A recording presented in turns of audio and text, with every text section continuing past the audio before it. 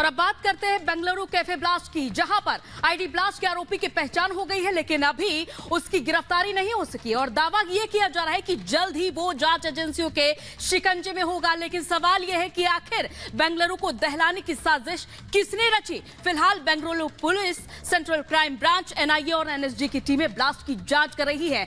Bengaluru blast की inside story इस report के माध्यम से देखिए।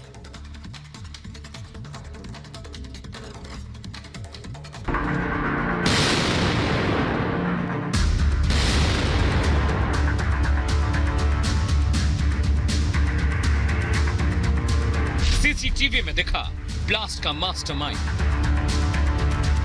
सफेद कैप वाला संदिग्ध आतंकी कहां गया? किसने दिया रेस्टोरेंट में धमाके का ऑर्डर? क्या है ब्लास्ट के पीछे की इनसाइड स्टोरी? क्या आईएसआईएस की और धमाकों की साजिश थी? आतंकी की पहचान हुई, लेकिन गिरफ्तारी कब? बेंगलुरु के रामेश्वरम कैफे में हुए धमाकों के संदिग्ध आरोपी की पहचान सीसीटीवी फुटेज के जरिए हो गई। हालांकि संदिग्ध आरोपी का चेहरा साफ नहीं दिख रहा है। अगर सीसीटीवी फुटेज को देखें तो संदिग्ध आतंकी ने सफेद रंग की कैप पहनी हुई है, चेहरे पर चश्मा और मास्क है। पुलिस अब आर्टिफिशियल इंटेलिजेंस के जरिए यह पता लगाने की कोशिश करेगी कि आखिर आतंकी का हुलिया कैसा है। कर्नाटक के डिप्टी सीएम डीके शिवकुमार की माने तो पुलिस ने आरोपी की पहचान कर ली है। सीसीटीवी में कैप्चर उसके चेहरे को फेशियल रिकॉग्निशन सिस्टम से मैच कराया जा रहा है।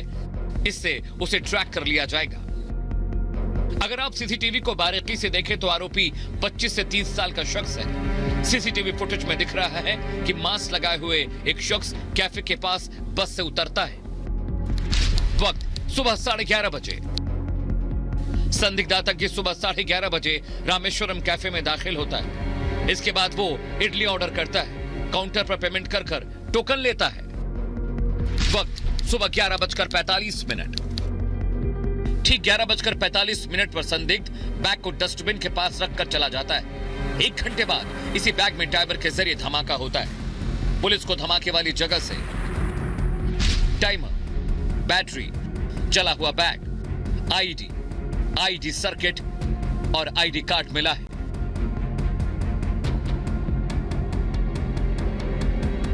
बेंगलुरु ब्लास्ट में यूएपीए के तहत मुकदमा दर्ज किया गया है। Bengaluru police, central crime branch, NIA और एनएसजी की टीमें ब्लास्ट की जांच कर रही हैं। ब्लास्ट के बाद बेंगलुरु में हाई अलर्ट जारी किया गया है। सुरक्षा और निगरानी सिस्टम को और मजबूत कर दिया गया है। सेंट्रल क्राइम ब्रांच के अधिकारी नवीन कुलकर्णी को इस केस का जिम्मा सौंपा गया है। Bengaluru police commissioner P Dayanand के मुताबिक इस आतंकी घटना की जांच सीसीबी यानी सेंट्रल क्राइम ब्रांच को सौंपी गई है। घटना में जो लोग जख्मी हुए हैं वो तेजी से रिकवर कर रहे हैं। धमाके के सिलसिले में अभी तक कोई भी गिरफ्तारी नहीं हुई। इस घटना के बाद अब बड़ा सवाल यह है कि आतंकी की पहचान तो कर ली गई, लेकिन गिरफ्तारी कब होगी? क्योंकि सूबे के सीएम का फोकस जांच पर नहीं, राजनीतिक बयानबाजी पर ज्यादा है। इस घटना के 3 चश्मदीद हैं जिन्होंने पुलिस को घटना के दौरान क्या क्या हुआ इसकी डिटेल दी है। पहला चश्मदीद सबरीश कुंडली। दोपहर करीब 1 बजे हमने एक जोरदार धमाके की आवाज सुनी। हम मौके पर पहुंचे और हमने इलाके के चारों ओर काला धुआं देखा। हमने 5-6 लोगों को घायल देखा, इन्हें पास के अस्पताल ले गए। दूसरा चश्मदीद नाम एडिसन। हम लंच करने कैफे आए थे। करीब 1 बजे हमने एक जोरदार धमाके की आवाज सुनी। मैंने लोगों को यह कहते हुए सुना कि एक सिलेंडर विस्फोट था। अंदर करीब 35-40 लोग थे। घायलों में करीब 4 कर्मचारी शामिल हैं। अचानक एम्बुलेंस आई और घायलों को पास के हॉस्पिटल ले गई। तीसरा चश्मदीद सिक्योरिटी गार्ड। मैं रोज की तरह कैफे के बाहर अपनी ड्यूटी कर रहा था। होटल में कई ग्राहक आए। अचानक एक जोरदार आवाज आई और आग लग गई, जिससे होटल के अंदर मौजूद ग्राहक जख्मी हो गए। एजेंसीज को जो शुरुआती जानकारी मिली है उसके मुताबिक इस धमाके के पीछे इस्लामिक स्टेट के बेल्लारी मॉड्यूल का हाथ हो सकता है। लेकिन हैरान और परेशान करने वाली बात यह है कि आतंकी कुछ और धमाकों की साजिश रच रहे थे। और बड़ा सवाल यह भी कि एजेंसीज के पास इस हमले से जुड़े प्री इंटेल्स क्यों नहीं थे। Bureau report, Republic Bharat.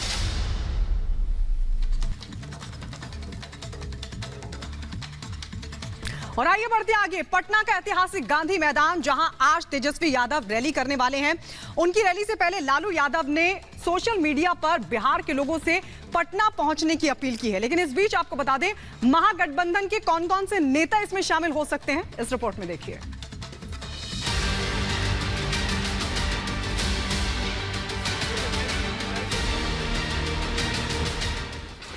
Patna में विपक्ष की महारैली।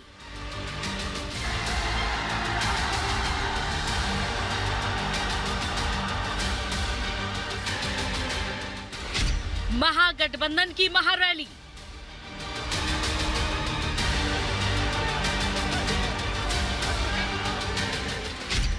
गांधी मैदान में महाजुटान। पटना का ऐतिहासिक गांधी मैदान एक बार फिर से महागठबंधन की तारीख लिखने जा रहा है। आज तेजस्वी यादव की रैली में महागठबंधन के कई दिग्गज शामिल होने जा रहे हैं। इसमें आरजेडी, कांग्रेस, सीपीआई और सीपीएम के प्रमुख नेता शामिल होने जा रहे हैं।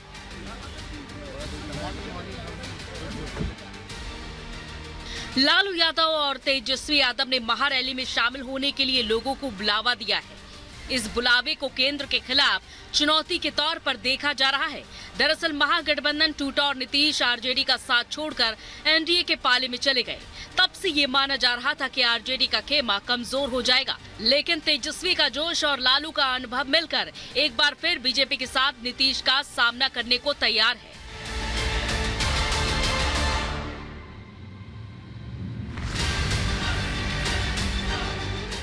ये रैली 11 बजे से शुरू होगी और करीब 5 घंटे चलेगी। बिहार के महागठबंधन में शामिल दलों ने रैली को सफल बनाने के लिए बड़ी तैयारी की है।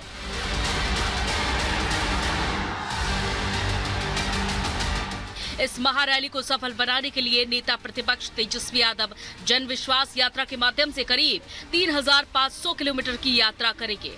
महारैली की सफलता के लिए महागठबंधन के दूसरे दलों ने भी कई कार्यक्रम आयोजित कर लोगों से रैली में शामिल होने की अपील की है।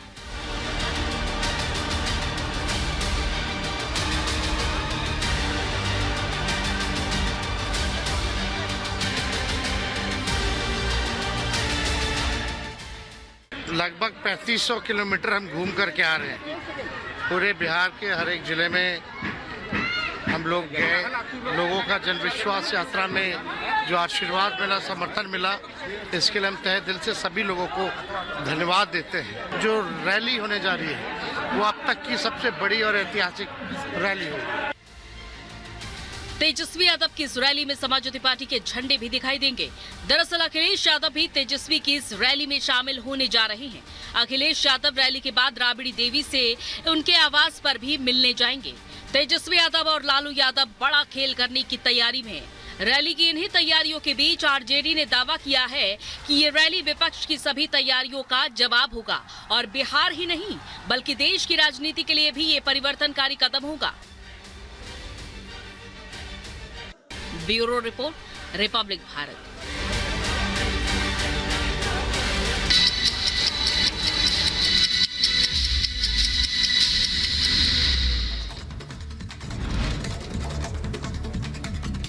पाकिस्तान की नेशनल असेंबली में आज प्रधानमंत्री को लेकर चुनाव। पीएमएल-एन की तरफ से शहबाज शरीफ का नामांकन, बिलावल भुट्टो का मिला समर्थन। पीटीआई ने उमर अयूब खान को बनाया अपना प्रत्याशी।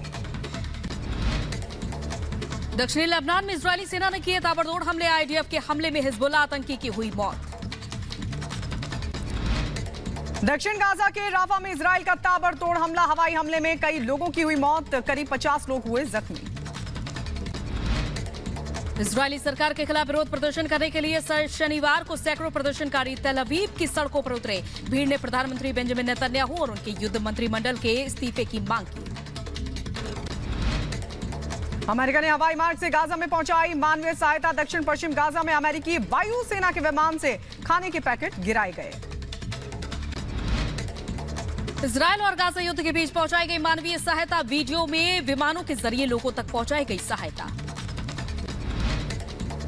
अमेरिका के पनामा में प्रवासियों के एक समूह की सीमा पुलिस से हुई झड़प। झड़प के दौरान कई नागरिक वाहनों को पहुंचाया गया नुकसान। ब्राजील के रियो डी जेनेरियो में डेंगू के प्रकोप से मचा हाहाकार।